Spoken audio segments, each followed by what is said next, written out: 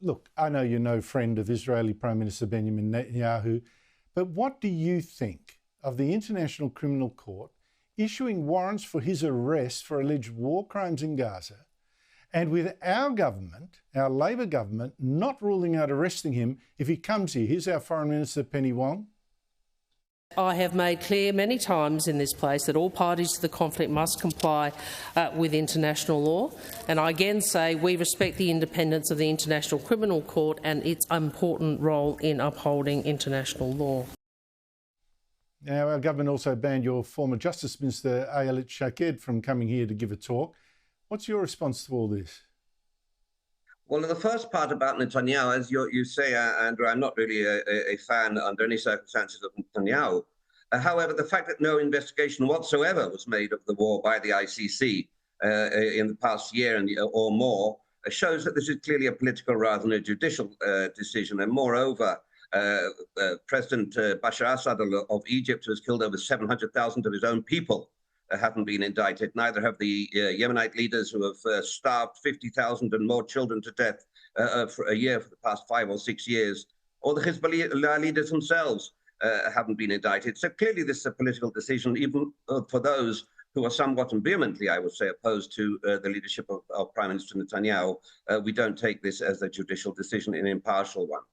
As far as Ayelet Shaked's, the decision to not give a visa to Ayelet Shaked, I must say I'm a little bit, more than a little bit perplexed. I would say actually astounded. She's not my cup of tea. I don't agree with much of what she says and what she believes in. However, she certainly is no rabble-rouser. She's certainly no extremist. She's certainly, actually, it's counterproductive in the sense that these are exactly the sort of people that one should engage with, not ban. And these are the type of people that can be or may be able to be induced and convinced that their position is not the correct position. And these are the type of people that we need the dialogue with, not boycotting of. So I don't really understand the decision at all. It doesn't seem to make any sense to me whatsoever. And I must say that even one who is no fan of hers, like myself, am totally and utterly perplexed. And the Australian government's response then? They've made 2 decisions like that, distanced themselves from Israel at the UN and elsewhere. It's ugly, Mark. It's ugly, I'm afraid.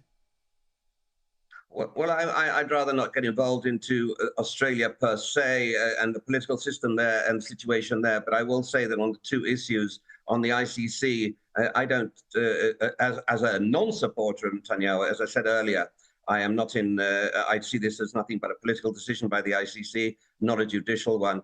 And I have no understanding whatsoever of the decision of why Ayelet Shaked was refused entry.